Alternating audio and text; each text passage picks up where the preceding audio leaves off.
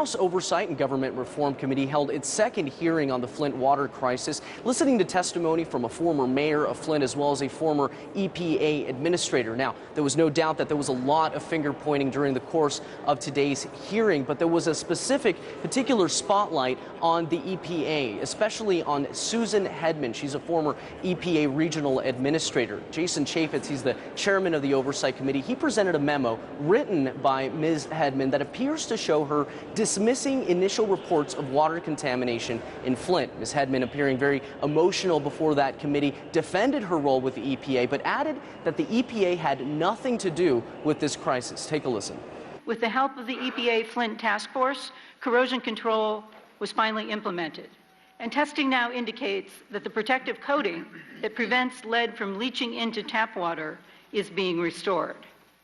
That's the good news. The bad news is that this problem should never have happened in the first place. And I need to remind you, EPA had nothing to do with that. Separate testimony from Dr. Mark Edwards, he's an expert witness from Virginia Tech University, described the EPA's role as central in creating the crisis in the city of Flint. Take a listen.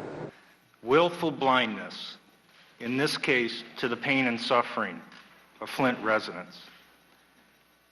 Unremorseful for their role in causing this man-made disaster, and completely unrepentant and unable to learn from their mistakes.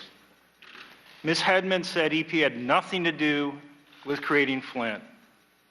EPA had everything to do with creating Flint.